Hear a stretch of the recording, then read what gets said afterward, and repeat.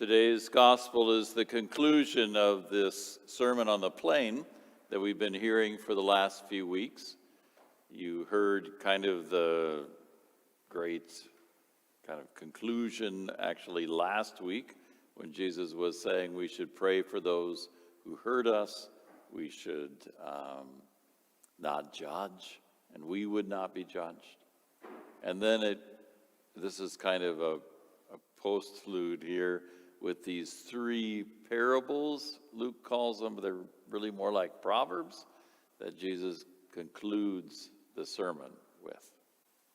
And they're probably good for us as we have this last Sunday before Lent begins, to look at those three proverbs and say, maybe this could guide me in how I'm going to do Lent this year, or something that I could work on during Lent. The first one, can a blind person guide a blind person? Clearly, Jesus is talking there about who guides us. If we're trying to learn something, who do we go to get advice? Who do we follow when we're trying to learn? And you really should follow somebody who has the training, right? Or the experience. If they're blind, if they don't know anything about it, what good are they? We have a lot of the commentators in the media all the time, and you think, what do you know? They're making great comments about something they know nothing about. And do we want to be like that? So in your spiritual life, who guides you? Who has the experience to bring you closer to God? Who do you follow in your Christian journey? Are they somebody who has had the experience, who knows the way?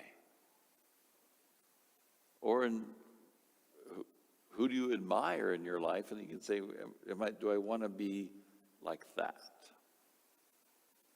There's an interesting story, or one of many, told about Gandhi. This lady comes up to him on the street and says, I need help. He said, well, how can I help you? My daughter is just constantly eating sweets.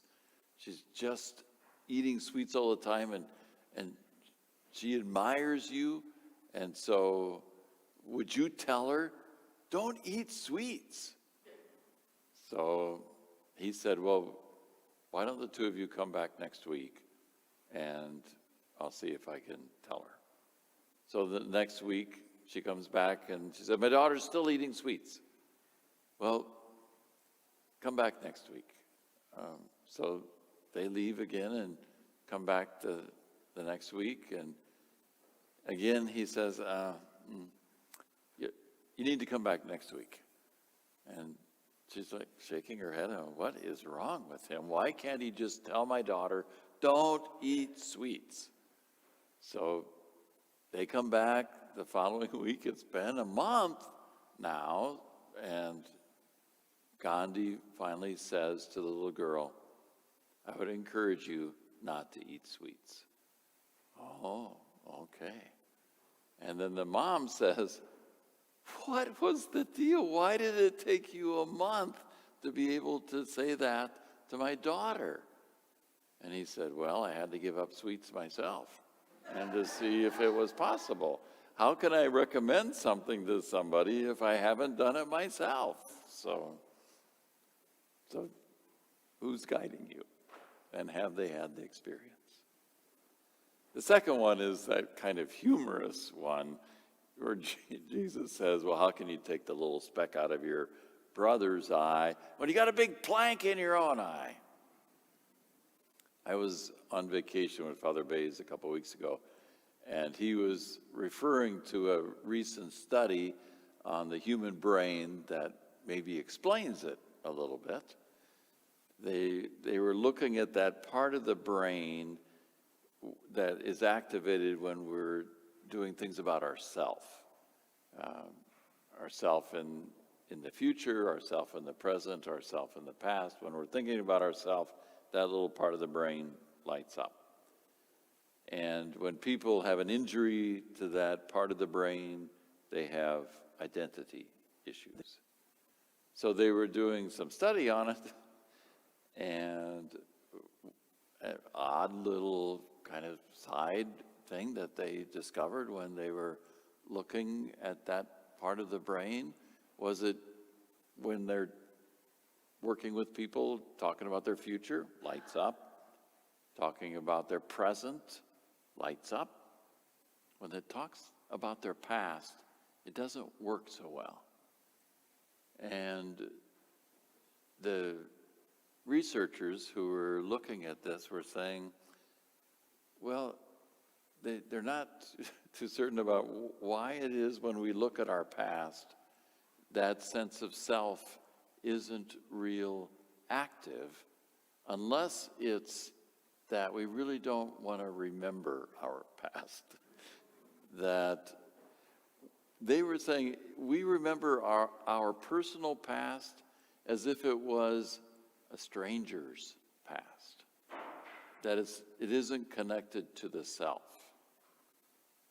And that maybe when we're remembering our past, it's more imagination than memory. Because maybe there are things in our past we don't want to remember, we don't want to deal with, and so we just lock them out in our brain. So it's gone. It's why we can't see the plank that's in our own eye, because our brain is actually blocking it out. And Father Bays was saying, well, they were, looking at this at Boys Town and trying to figure out how this makes an impact on the students there and how they could help them with this. How do you have a realistic view of yourself? How can you see yourself really as you are and call to mind that? So that if I have a good view of myself, then I can help others. Then I can help my brother who has that speck in his eye. Not an easy thing to do, to take a real honest look at self. Probably biologically, it doesn't seem to work.